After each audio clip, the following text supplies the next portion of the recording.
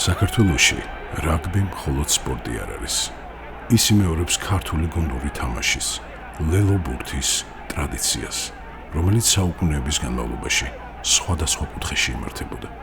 თამაში ორი დიდი გუნდი ცდილობს ბურთის განსაზღვრულ ადგილას მიტანას. სწორედ ამ თამაშიდან იღებს სათავეს ქართული სარაგბო ტერმინი ლელო, რომელიც რაგბში გატანილ ქულას აღნიშნავს. ჩატრიალებული პასი გაიჭრა ხაზი. აფრასიძე შესანიშნავად მიიწევს. საქართველოში რაგბის ახალგაზრდული მსოფლიო ჩემპიონატი პირველად 2017 წელს ჩატარდა. ჩემპიონატის თასმა ტროფი ტურის ფარგლებში საქართველოს სხვადასხვა კუთხე მოიარა. ამიტომაც, როდესაც 2026 წელს ახალგაზრდული ჩემპიონატის მეორედ მასპინძლობის პატივი გვერგო, ეს მხოლოდ სპორტული მოვლენა აღარ იყო. ეს უკვე განსაკუთრებული პასუხისმგებლობაა. სწორედ ამიტომ გაჩნდა იდეა ჩემპიონატის თასის მოგზაურობა დაუვიწყარი და გამორჩეული ყოფილიყო. თასი საქართველოს უმაღლეს წერტილზე, მყინვარწვერზე აგვეტანა და მის ძირში 7 კაცსა რაგბი გვეთამაშა. თვითონ ეს მოგზაურობა და გამოწვევა ცალკე აღებული ძალიან საინტერესოა. ტროფი ტურის ფარგლებში კიდევ უფრო მეტი ინტერესს გამოიწვევს, არა მხოლოდ საქართველოში, არამედ მთელი მსოფლიოს მასშტაბით, რაც კიდევ უფრო მნიშვნელოვანია არა მხოლოდ ჩვენი რაგბის განვითარებისთვის, არამედ ჩვენი ქვეყნის შესახებ მეტი ისტორიის მოსასმენად და მეტი ადამიანი დაინტერესდება იმით, თუ რა არის საქართველო და რის გარშემო ვართ ჩვენ კულტურულად, სპორტულად გაერთიანებულები. ამ მიზნის განხორციელებისათვის დაიგეგმა ექსპედიცია მყინვარწვერის დასალაშქრად. საჭირო იყო 7 კაცსა რაგბის გუნდის მომზადება. ვეტერანი და მოყვარული მორაგბეებისგან შეიკრიბა მსურველთა გუნდი. მყინვარწვერზე ასვლის წინ 100 კილოგრამ პლუს მოთამაშეების სამედიცინო შემოწმება მოხდა. აღსანიშნავია ის ფაქტი, რომ ჩვენი ერთ-ერთი მოთამაშე იწონის 153 კილოგრამს ნიკოლოზ გაფრინდაშვილი და მისი შემოწმება და დაკვირვება იყო აუცილებელი ამ პროექტისთვის. პროექტს დამატებით მნიშვნელობას მსოფლიო რაგბის მსაჯის ნიკა ამაშუკელის მონაწილეობას სცემდა. თუმცა ამ ჩანაფიქრის განხორციელებას დროის სიმცირე ართულებდა. აქ ორი სირთულე წარმოიშვა ამ პერიოდში. 2 თვეში თვენახევარში მომზადება, იმიტომ რომ ლოჯისტიკასთან ერთად აქ საქმე ეხება იმას, რომ შემსრულებლები ვინებიც ვიყავით, ამისთვის უნდა მომზადებულიყავით ფიზიკურად. პირველ რიგში გამოცდილ ალპურ გამყოლებთან ერთად დაიგეგმა სპეციალური მოსამზადებელი პროგრამა, რომელიც თასვლელების ენაზე სიმაღლეების დაგროვებას გულისხმობს. ფიზიკურ მომზადებასთან ერთად აუცილებელი იყო მსოფლიო თასის უსაფრთხო ტრანსპორტირებისა და საჭირო აღჭურვილობის ზუგჩანთებით ატანის გეგმის შემუშავებაც. ამ მიზნით ექსპედიციამდე რამდენიმე მოსამზადებელი ლაშქრობა განმახორციელეთ.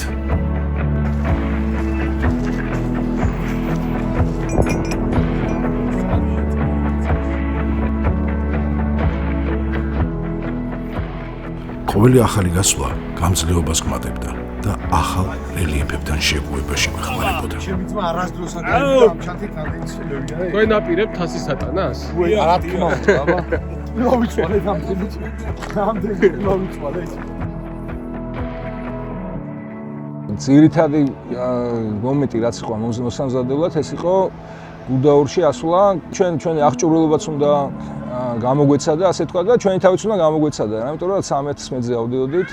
სხვათა შორის საკმაოდ ესეთი ამინდი იყო, ქარიანიც, რაღაც ცივი ამინდი იყო. ვთამაშეთ რაგბი, ძალიან მაგარი შეგრძნება იყო.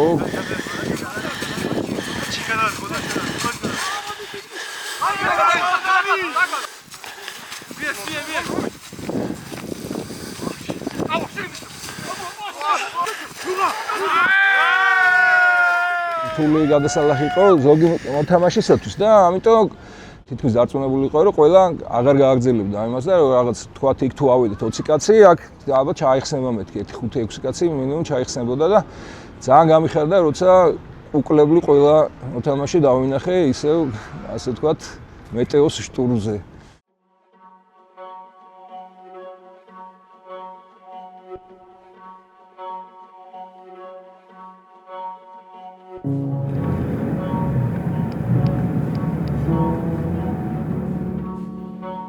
სტეფან წმინდაში შეკრებისას კიდევ ერთხელ გავიმეორეთ გეგმა.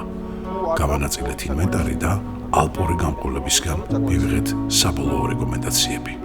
სწორედ აქ გადმოგცეს რაგბის ახალგაზრდული მსოფლიო ჩემპიონატის თასი.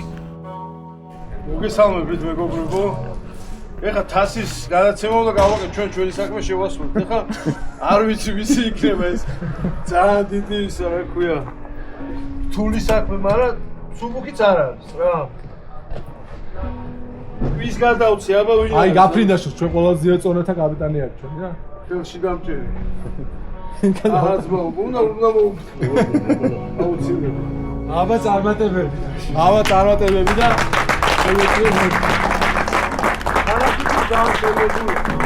არასდროს დაწუნებული ვარ მაქსიმაღლეზე ეს თასი არ არის.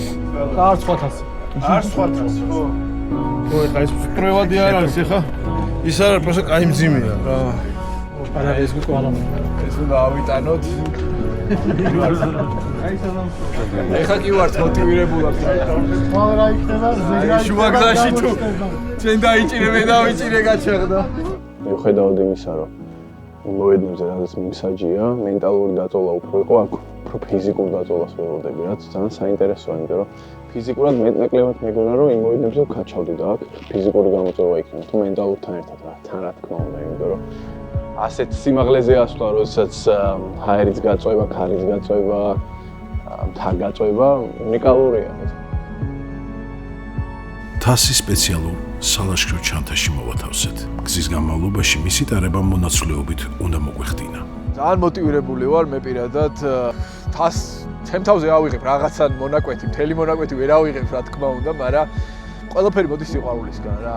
რაგბი გვიყვარს, ჩვენი სამშობლო გვიყვარს და გვინდა რომ ამ სირთულეებით უბრალოდ ჩვენი სიყვარული ვაჩვენოთ რაგბის მიმართ და ქვეყნის მიმართ. წინარი წინგია ის ამ ხივარია ეს.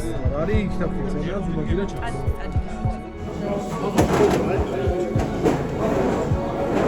დღის ბოლოს გუნდები დაკომპლექტდა და ყველა მოთამაშეს სპეციალურად ამ პროექტისთვის დამზადებული სათამაშო ფორმა გადაეცა.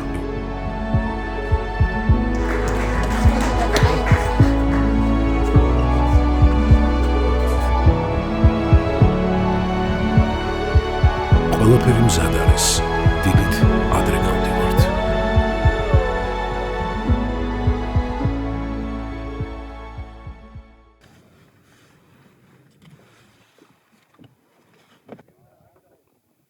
გერგეტის სამებიდან მეტეოსადგურამდე დაახლოებით 10 კილომეტრია და 1500 მეტრამდე ვერტიკალია დასაცლევი.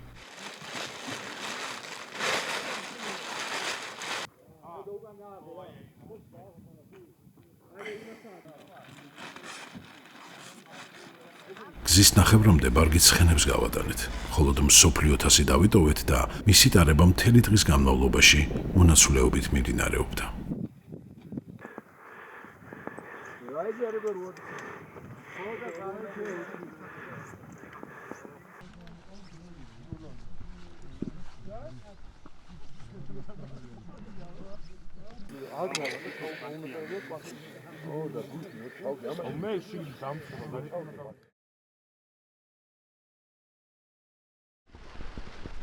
სიმაღლის მადებასთან ერთად ცხენები გზის გაგრძელებას ვეღარ ახერხებდნენ. ამიტომ ჩვენი ბარგი გადმოვიბარეთ და დარჩენილი გზა უკვე მძიმე ზოგჩანთებით გავაგრძელეთ.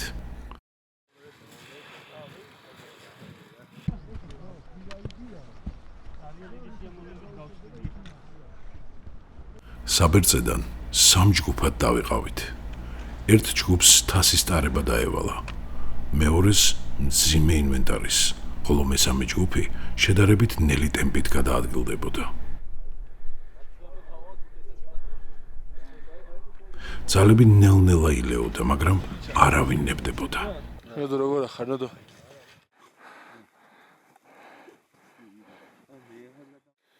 გიორგი, რამდენი კილო ხარ? 124. 124 კილო კაც. და რამდენი კილო მოგაქ? 24 სადღაც. ისტორიული ასვლა. მიგვაქვს ოტლანდი ასაკის მსოფლიო თასი. კაჭის მოქონდა, ეხლა ნიკას გადაცა. და აი ესე მძიმედ მივდივართ დიდ თოვლში. აბა რა ვქნა, სხვა რა გზა არის? აი ესე რიგრიგობით ყველას მიგვაქვს. ხან 10 წუთი, ხან 5 წუთი. თასის წონა არის 14 კილოგრამი, ზურგჩანთიანად 15. პლუს ჩვენი ზურგჩანთები მძიმე. ლუკა ვერ გიტან. პირველი გზა სანამ მეტეომდე ავიდოდით. დაახლოებით 12-13 საათი გაგრძელდა ამ ჩვენ მთელი ტვირთით და იყო ურთულესი. პირობებიც, გზის პირობები, სავალი ნაწილი იყო თოვლით დაფარული და ვფიქრობ, რომ იმ პირველივე დღეს ჩვენ მივხვდით თუ რამხელა სირთულე შევეჭიდებოდით. ეგრე ტიპები მიდიან, იქ მიდივართ, ხო? კი. მე არასდროს ხონია ესეთი გამოცდილება. მით უმეტეს იმ კლიმატურ პირობებში, რომელშიც ჩვენ მოგვიწია, ყველას ერთად ყოფნა და აქვე მინდა ვთქვა, რომ ესე იგი ბიჭებმა ძალიან დიდი შრომა, ძალიან დიდი თავდადება ჩადეს და სულისკვეთება ამ ყველაფერში. ყველაზე რთული მონაკვეთი მეტეო სადგურთან ბოლო ეგრეთ წოდებული ბოღმა აღმართი აღმოჩნდა. ერთი შოკოლადი გამოტანე და კაიო, შეგნათილო. საჩამოხვირი ბიჭო. ვინც მეტეოზე ადრე ავიდა, უკან დაბრუნდა და სხვა გუნდის წევრებს ჩანთების ატანაში ეხმარებოდა. საერთოდ აჩვენებს ადამიანის ხასიათს რა და რაღაცა ეს თანადგომის მომენტით ძალიან ეგრძნობოდა აქ. ანუ ბიჭები ჩადიოდნენ, თვითონ ძალიან დაღლილები იყვნენ და მაინც ეხმარებოდნენ ერთმანეთს და ეს რაღაც კოლექტიურად, ასე მეგობრულად მოხდა აი ამ აღმართის ბოღმის დაძლევა. საბოლოოდ მეტეო სადგურზე გუნდის ყველა წევრი ავიდა.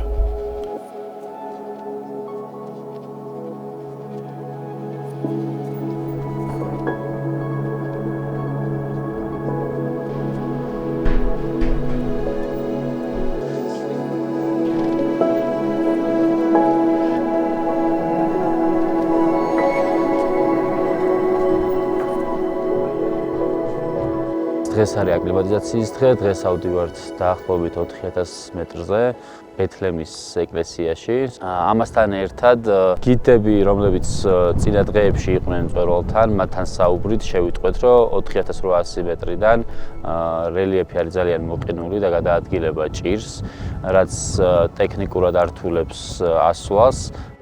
თუ კინულია იქ, ესე იგი, ისეც ვერ ვითამაშოთ, ხო ეგრე არის? ანუ რა ვიცი. ზემოთ? ხო. კინულზე. ყინულზე ერთია რო ვერ ვითამაშებ და ყინულამდეც, ანუ იქამდეც გაგვიჭირდება ასვლა რა. აი აქ არის მსგავსი სიმაღლე რა, 4000 მეტრი არის და პლატო არის დაახლოებით 4200. პლატოზე არის ნაპრალები რა და ძალიან რთული არის ჩვენთვის მაგისი აი რაღაცა ადგილის პოვნა, სადაც გარანტირებულად უსაფრთხო იქნება. რაგბის თამაშის ჩატარება 3950 მეტრზე გადაწყდა. ბეთლემის ტაძრისკენ სრული აღჭურვილობით დავიძარით. თან ჰქონდა რაგბის ახალგაზრდული მსოფლიო ჩემპიონატის თასი და ჩემპიონატის ყველა მონაწილე ქვეყნის დროშა.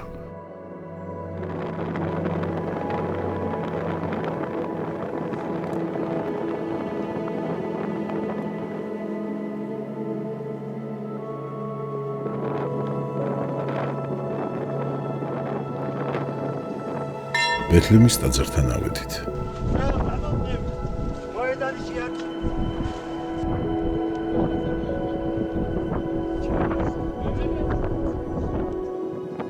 იქვე თოვლზე 7 კაცსა რაგბის მოედანი მოვაწყვეთ.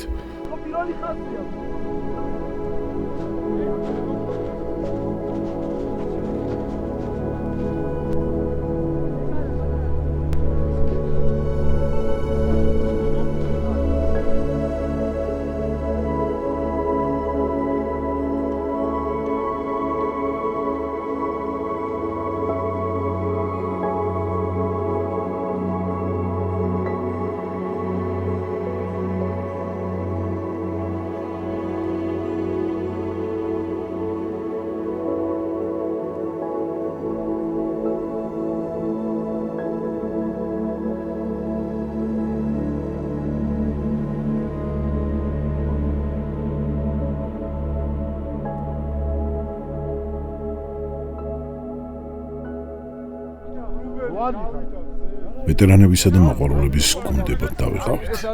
ნიკა ამაშუკელის სასტვენის ხმა გაისმა.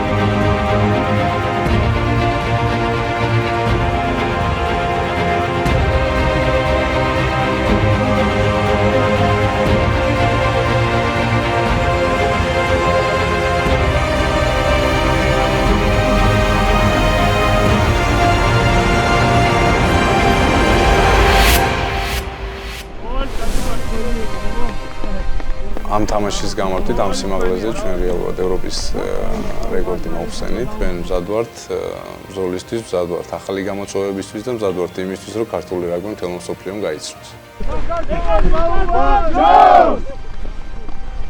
ჩვენთვის ეს არის მე-16-ის მთავარი იდეის ცოცხალი გამოხატულება. ენერგია გეხმარება მიხვიდე იქ, სადაც სხვები ვერ მიდიან. ამ ყველაფრის მხარდამჭერი ყოველთვის იქნება მე-16. ვესწრებოდი გარდასახვის და ვეტერანების თამაშს, ვითავსებდი გვერდით იმ საჯის როლს და არ ვიცი, ორივე გუნდი იყო არაჩვეულებრივი და ფანტასტიკური. ყველაზე მაგარი თამაში ჩემს გამოცდილებაში.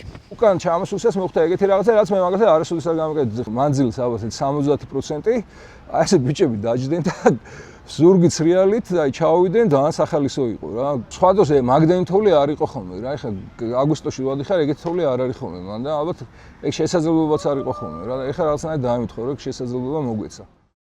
მეტეო სადგურში დაბრუნებისას ყინვარზე ასვლის გეგმა კიდევ ერთხელ გავიარეთ.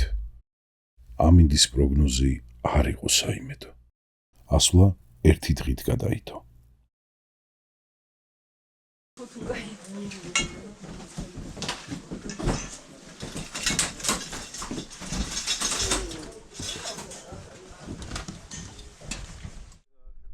ეს დღე ვარჯიშს დაუთმეთ. ყველა მონაწილემ რამდენიმე საათიანი უსაფრთხოებისა და თვით დაზღვევის პრაქტიკული მომზადება გაიარა. ვისწავლეთ წრიაპის გამოყენება. თოქში ჩაბმული სიარული. წერაყინით მუშაობა და საგანგებო სიტუაციებში მოქმედება.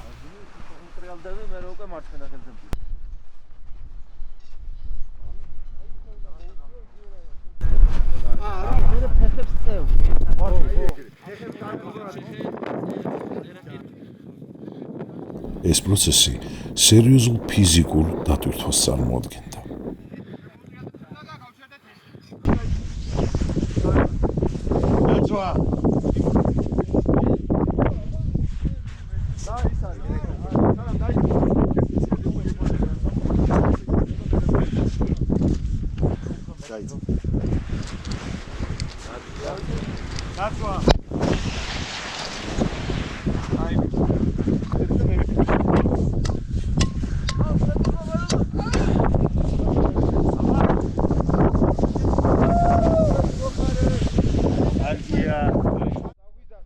ორი 3 საათი ალბათ ამაში ვარჯიშობდით თოქში როგორ ჩამოვიყავით, თოქში როგორ გვეარა. დამღლელი იყო, იმიტომ რომ თოლში დავდიოდით, ჩადგმა არის ამოღებაც რაღაც ძალიან დიდი რესურსი მიაქვს. მწვერვალისკენ გასვლის დრო ახლოვდება. დასვენება მნიშვნელოვანია. შემდეგი ღამე გადამწყვეტია.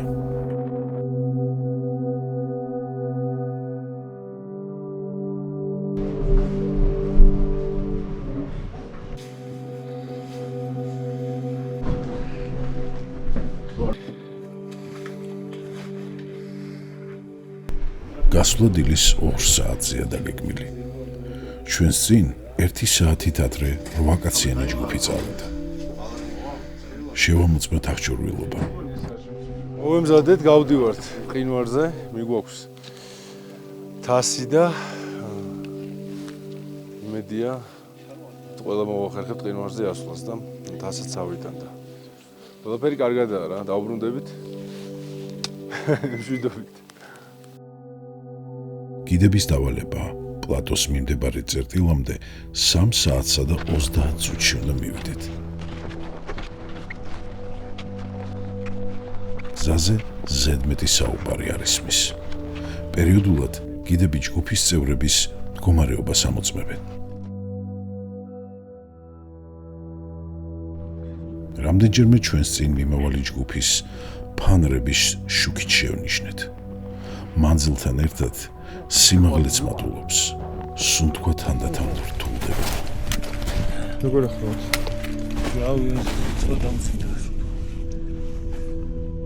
სიბნელეში ხმაურასთან ქვათაცვენის ხმაც გვესმის. ქვათაცვენა იყო, ეგ ბუნებრივი არის, ხიათვიო. ეგ არის ხმაურა. 3900 მეტრი, 3 მონაწილე უკან ბრუნდება. ვიცვამთ წრიაპებს და თოქში ვებმებით. ნელ-ნელა თენდება, ნისლი ძლიერდება. 4200 მეტრზე კიდევ 2 მონაწილე წყვეტს ასვლას და უკან ბრუნდება. ამინდი სწრაფად უარესდება. გიდების რაციებიდან მუდმივი კომუნიკაციის ხმა ისმის. 4373 მეტრი. ჩერდებით და გიდებთან ერთად ვითარებას ვაფასებთ. აი, აქ რაღაცნაირად ისე ემთხვეოდა ყველაფერი, რომ ვფიქრობდი, რომ ავიდოდით, მაგრამ სამწუხაროდ ამინდის პროგნოზი გაფუჭდა, გიდებმაც ნახეს, დიდი ჯგუფი ვიყავით. ბევრი ვიყავით, რომელსაც გამოცდილება არ ქონდა, თქვა, თაში სიარულის და ალბათ ეს რისკის აღება არ ღირდა ალბათ მაგის გასაგრძელებლად. ცოტა პროტესტის შეგრძნება გაგვიჩნდა, რაღაც გავაპროტესტეთ კიდევაც. მე რას ვიზარ? ამოცემულობით რაც არსებობს და რას ვიზარ ხა შეიძლება ამით თქოს გამოვიდო და ჩვენი შანსი იყო რომ შევავსვით. ხედულობა არ არის. შეიძლება რაღაცა გადმოვარდე. კოორდინაცია ვერ ხდება. ამ წერტილამდე მისვლას ზუსტად 4 საათი მოვანდომეთ. უკან დაბრუნება არავის სურს, მაგრამ მთაში საბოლოო სიტყვა ყოველთვის უსაფრთხოებას ეკუთვნის.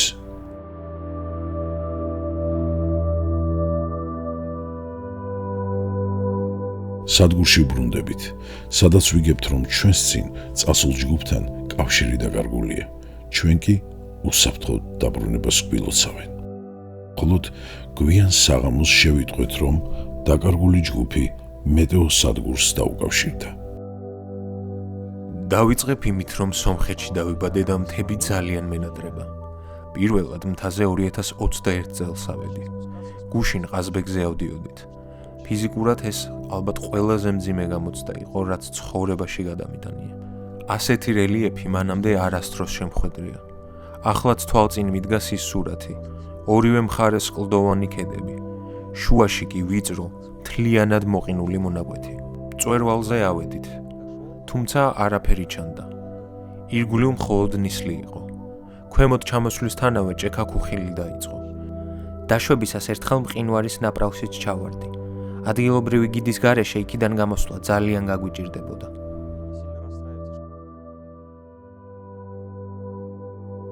ამასობაში მეტეოსადგურზე ჩვენი ჯგუფისთვის მთავარი კითხვა იყო: შევძლებდით თუ არა მსოფლიო თასის მწვერვალზე ატანას? მორაგბები ვარ და ჩვენი ლელო მაინც უნდა დადებულიყო იქა და ასე რომ თასი რაღაცა წამოვედი და იქ არავიტანი და ჩვენი ლელო არ დავდეთ, ეგეთი რაღაცა გამოვრიცხავდით, ანუ არ უნდა მოხდარიყო. გიდებთან კონსულტაციის შემდეგ გადაწყდა. მსოფლიო თასი კიდევ ერთხელ სცდიდა მწვერვალს.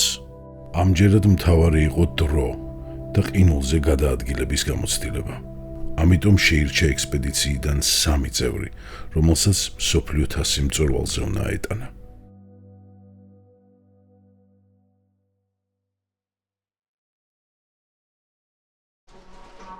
მსოფლიო თასი მყინვარწვერისკენ მეორედ მიდის. ჯგუფის ნაწილი მეტეოზე ველოდებით.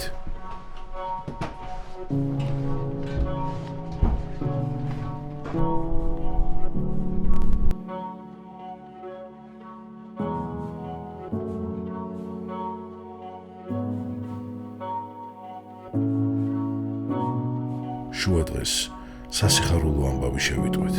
რაგბის ახალგაზრდული მსოფლიო ჩემპიონატის თასი წარმატებით ავიდა მყინვარწვერზე.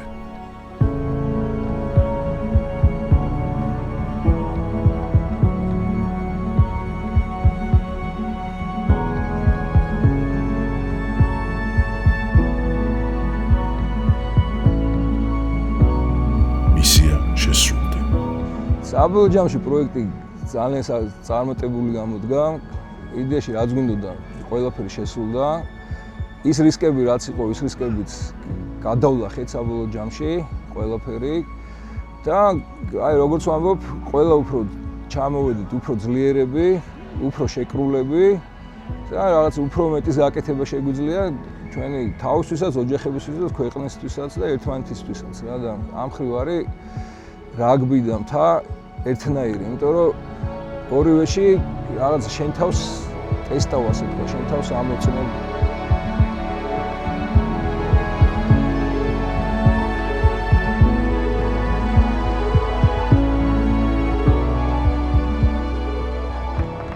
კომპანია მე-16 გამოყვა ამ ექსტრემალურ პროექტს. მათი ჩართულობა იყო გადამწყვეტი. მე-16-ის ძალისხმევით შევასრულეთ ორივე მისია. მყინვარწვერზე ავიტანეთ თასი, ვითამაშეთ ევროპაში ყველაზე მაღალ წერტილზე რაგბი. მადლობა ყველა მონაწილეს, ხარდამჭერსა და პარტნიორს. რაგბში ძალიან მნიშვნელოვანია მოედანი და მოედანზე რა ხდება, როგორ თამაშობს გუნდი, მაგრამ მოედნის მიღმა ვფიქრობ, რომ არანაკლებ მნიშვნელოვანია თუ რა ხდება რაგბის გარშემო და როგორ ერთიანდებიან ადამიანები, რას აკეთებენ, რა ურთიერთობა აქვს და როგორ გამოავლენენ თავის თავს. ამიტომ ეს გამოწვევა, ეს ლაშქრობა მყინვარწვერზე ატანა მსოფლიო თასის დროშების იქ თამაში რაგბის კიდევ ერთი გამოვლინება ჩვენი კულტურის, ისტორიის, რაგბის სიყვარულის და ჩვენი ხასიათის, ქართული ხასიათის. მომავალ შეხვედრამდე